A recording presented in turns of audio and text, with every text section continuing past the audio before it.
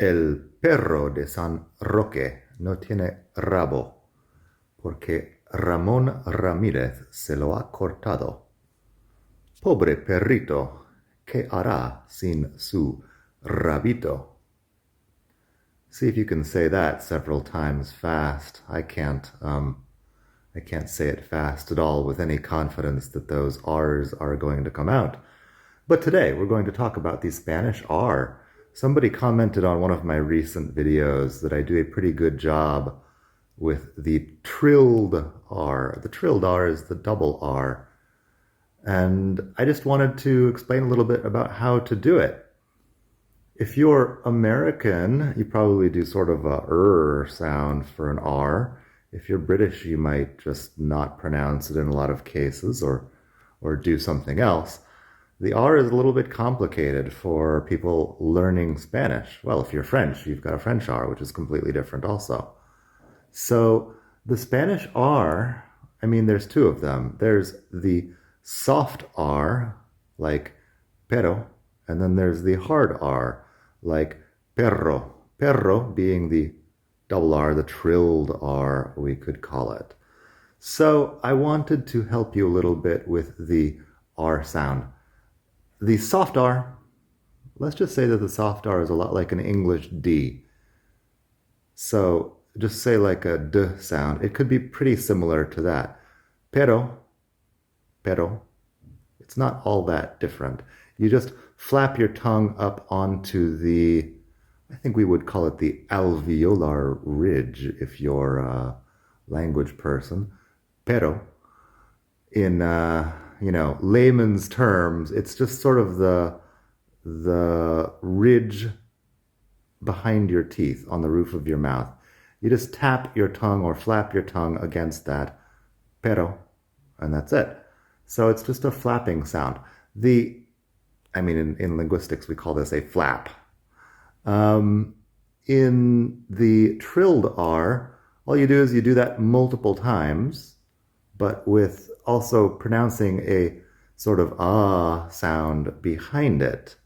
So just imagine, or try this at home. You're making a r sound, but do it, simply where you kind of just, I don't know, imagine you're a kid and you're making a sound of an airplane propeller or something. All you're doing is you're trying to press the tongue onto this, ridge on the roof of your mouth, and then you're, breathing out. And the R in Spanish, all you do is that, plus you're saying a sound behind it. So, this is not the best impression in the world of a Spanish R sound. You should definitely find a native Spanish speaker who might do this a bit better than I am. But that's about all it is. And there's a couple of words, well, there's probably a list of words that's the only difference between one word and the other is the single R versus the double R. So I've got a few examples so you can listen and you can practice. The first one I keep saying pero. Pero is but, as in I wanted to, but I couldn't. Quise, pero no pude, I guess you could say. O quería, pero no podía. That's a long story. Pero and perro. Perro is dog. So pero and perro, completely different things. And the only difference is you're lengthening the R in perro. After that, you have pera and perra. Pera is a pear, like the fruit. Perra could be a female dog. They're not, they're more gender specific about animals here. So you would say la gata for a female cat, la perra for a female dog, things like that. Perra could also be sort of a insult, similar to if you are calling someone, a word equivalent to female dog in English, it's the same sort of insult. So pera and perra. After that we have para. Para is like for. Eso es para ti. It's for you. Para. And then we have parra. Parra is actually like a grapevine. Grapes are uvas, but la parra is the vine.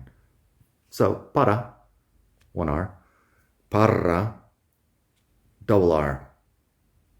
One more example of the difference here. Caro, which is expensive, and carro.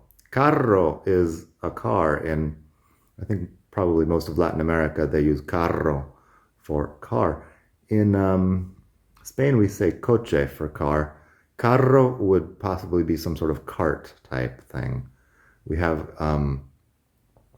in our kitchen something that came with the house, but el carrito de la compra. It's just a sort of, hand cart that you can drag around. Old ladies use them to, buy a lot of stuff at the supermarket and be able to drag them home easily. Drag the food home easily.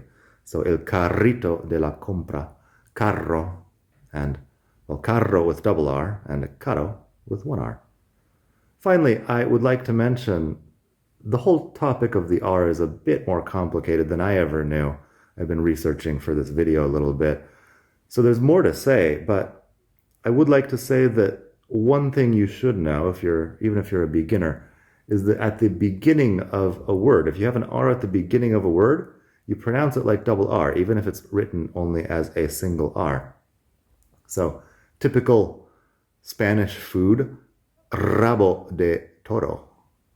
Rabo de toro is oxtail or a bull's tail. You can go and ask for rabo de toro. Last time I did this, it took me about 7 tries before I found a place that said, actually, we have rabo de buey.